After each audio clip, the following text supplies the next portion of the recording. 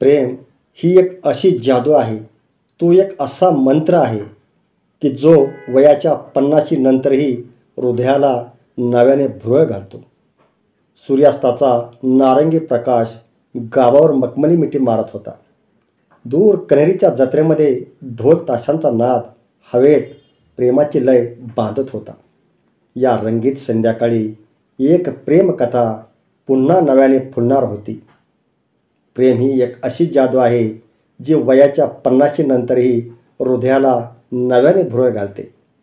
पण जेव्हा सरोजाने हसत हसत म्हटलं, मी तीच आहे रे, पण दर 10 वर्षांनी स्वतःला नव्याने सजवत गेले, स्वतःला नव्याने बदलण्याचा प्रयत्न केला. हे ऐकल्यानंतर मात्र माधवच्या हृदयामध्ये प्रेमाची ठिणगी नव्याने पेटली. या रोमॅन्टिक वळणाची सुरुवात त्या संध्याकाळी झाली होती. गावातलं साधं घर मखमली प्रकाशाने उजळलेलं, खिडकीतून आत येणारा नारंगी प्रकाश आणि दुरून ऐकू येणारा जत्रेचा मंद ढोल ताशांचा आवाज. हवेत प्रेमाचं गीत गुंफत होता.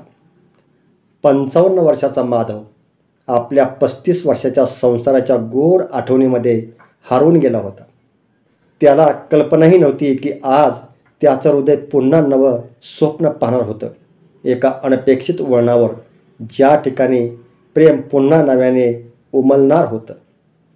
माधव आणि सरोजा, त्यांचा 35 वर्षाचा संसार सूर्याच्या लईसारखा होता. कधी तेजाने उजळणारा तर कधी शांत मावळणारा. अत्यंत आनंदामध्ये सुखामध्ये त्यांचा प्रत्येक दिवस जात होता. रोज संध्याकाळी सरोजा चहा बनवायची आणि माधव तिला चिडवत चिडवत म्हणायचा, अगं सरोजा, हा चहा कसला बेचव लागतोय ग, बघ ना पिऊन. तुझ्या हातचा तो जो जुना चहा होता ना, तो चहा कुठे गेला हेच हल्ली कळत नाही. माधवने असं म्हटल्यावर सरोजा खळखळून हसायची आणि त्या हसण्यामध्ये एक लाजरं गूढ हसू दडलेलं असायचं. जणू ती हसत हसत माधवच्या मनाला भुरळ घालण्याचा प्रयत्न करत होती. त्या संध्याकाळी जत्रेचा आवाज सरोजाच्या घरापर्यंत पोहोचलेला होता. माधव जुना अल्बम काढून आपलेच फोटो निहाळत होता. फोटो निहाळता निहाळता त्याची नजर एका फोटोवर पडली.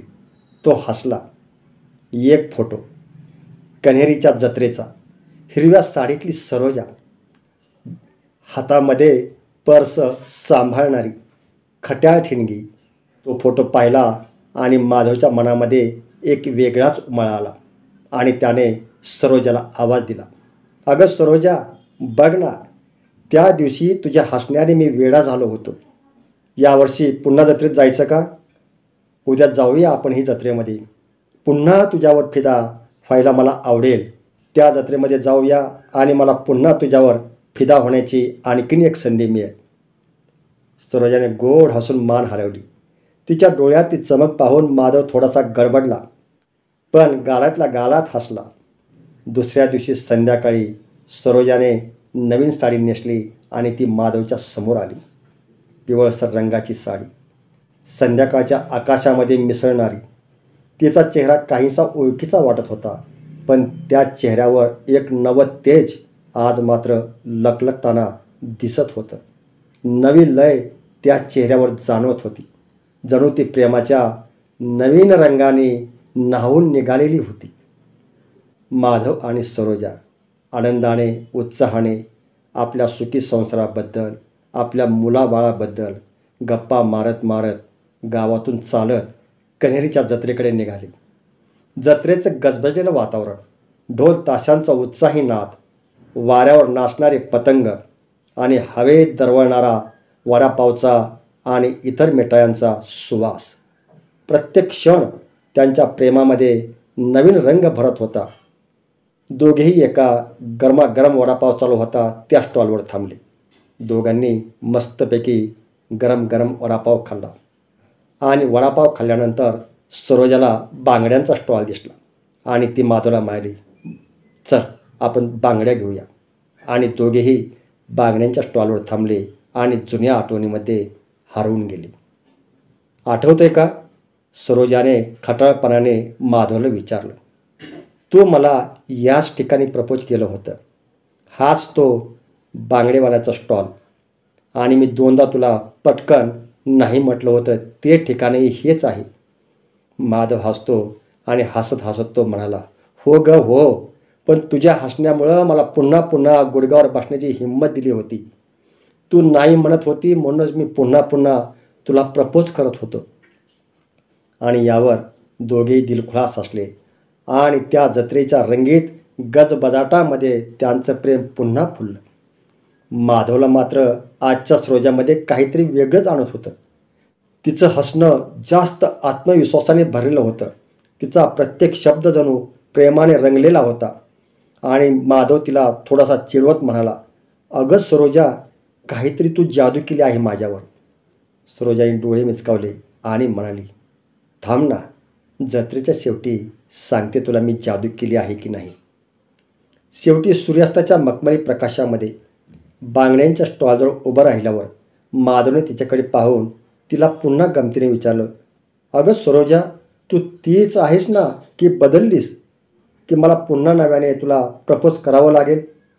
सरोजाने हसत लाजून सांगितलं, अरे मी तुझी तीच सरोजा आहे, पण दर 10 वर्षांनी स्वतःला नव्याने सजवत गेले, स्वतःला नव्याने बदलण्याचा प्रयत्न करत गेले. माझं राहणीमान बदलण्याचा मी प्रयत्न केला, माझे विचार बदलण्याचा मी प्रयत्न केला, माझे प्रेम व्यक्त करण्याची पद्धत मी बदलण्याचा प्रयत्न केला. सारं थोडं थोडं बदलत गेले. फक्त एकच गोष्ट जी आहे ती मात्र तशीच टिकून राहिली, आणि ती म्हणजे तुझ्यावरचं प्रेम. मला तुझ्या डोळ्यातली भुरळ कधीही कमी व्हायला नको होती, म्हणून मी स्वतःला नव्यानं घडवत गेले, स्वतःला बदलण्याचा प्रयत्न करत गेले. माधव काही क्षण स्तब्ध झाला आणि मग खळखळून हसला आणि प्रेमाने तिचा हात हातात घेतला. अरेच्छा, म्हणजे मी रोज नव्या सरोजाला फिदा होतोय तर, आणि प्रत्येक सरोजा मला पुन्हा पुन्हा प्रेमात पडायला मजबूर करते तर. संध्याकाळच्या मखमली प्रकाशामध्ये, ढोल ताशांच्या गजरामध्ये दोघेही एकमेकांच्या डोळ्यामध्ये हरवलेले होते. त्यांच्या नजरेतून नवी स्वप्न उमटत होती. प्रेम म्हणजे एकमेकांना रोज नव्याने शोधणं, रोज नव्याने भुरळ घालणं आणि प्रत्येक संध्याकाळी पुन्हा एकदा प्रेमामध्ये पडणं, हेच तर त्यांच्या जीवनाचं शाश्वत सत्य होतं. दोघेही एकमेकावर अलोट प्रेम करत होते, खूप प्रेम करत होते, आणि त्या प्रेमामुळे त्यांचा संसार अत्यंत आनंदाने चाललेला होता. माधव आणि सरोजाच्या या कण्हेरी जत्रेतल्या प्रेमकथेने एक सुंदर असा संदेश दिला.